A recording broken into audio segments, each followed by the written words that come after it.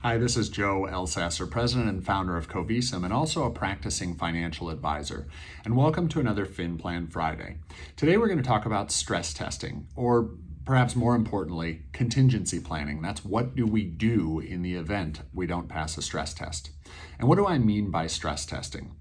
It would be really nice if we could just go through retirement and die exactly when we expected to die, have nothing bad happen in between, and experience average results all throughout retirement. That would make financial planning super easy. I'm not sure that would be a great thing because it would make most of us on this video irrelevant. Realistically, that's not how life works. You go through life and you experience changes every single year. Markets never perform. How about this? Rarely perform at average. And oftentimes they perform to the extreme, either to the good or occasionally to the bad. And that changes how we have to deal with future years of the plan. Family situations evolve over time. A spouse may pass away early, or both members of a couple may live an unexpectedly long life. Either way, we've got to plan for a variety of different potential circumstances throughout retirement. Now, there are a couple different ways of dealing with that. One common way, and most advisors really do use this way now, and that's a probability of success. In other words, we're going to run a Monte Carlo simulation and try to guess the probability that we'll make it through retirement on the current plan. The challenge with that is that I would suggest that most clients don't get it. And what I mean is a 90% probability of success feels just as good to most clients as a 95% probability of success. But the spendable income under one versus the other is dramatically different. And as such, that means that it really doesn't actually mean anything to the client. So instead, what we do in our practice, and I think what a lot of advisors have begun to do more and more of, is stress test. And that's the idea of laying out a base case. What happens if all the averages do occur? Are you on solid footing? You'll identify situations where clients think they're ready to retire and simply aren't. And if they're not ready to retire under a base case, they certainly aren't ready to retire if any of those stressor events occur.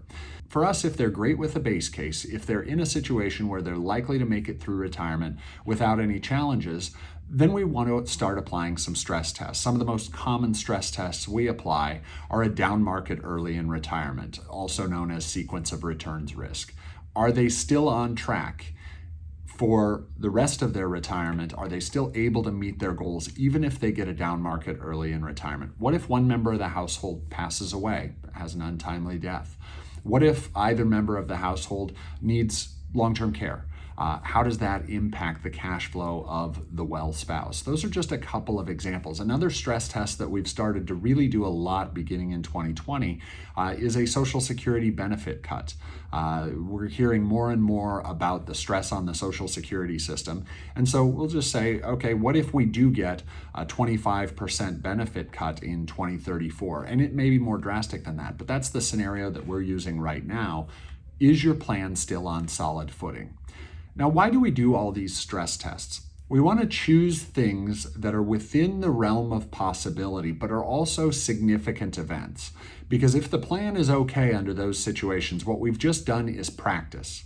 What we've just done is showed the client that they will be okay even if these kinds of events materialize. Now, if their plan suggests they're not going to be okay, that kind of an event would cause them to run out of money before they run out of life, then it's probably better to make small changes now than it is to wait to experience the event.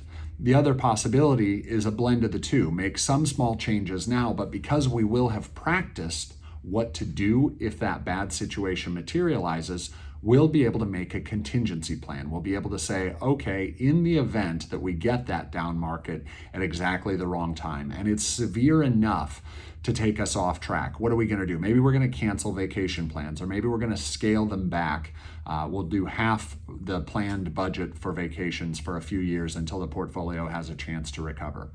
So really what stress testing allows us to do is give the client a way to visualize possible futures that aren't exactly happy possible futures, but also gives them the confidence to say, I know what I will do if that future materializes. I think that's what's most important, because in the absence of doing those kinds of exercises, what do we get? We get clients who are tempted to overreact.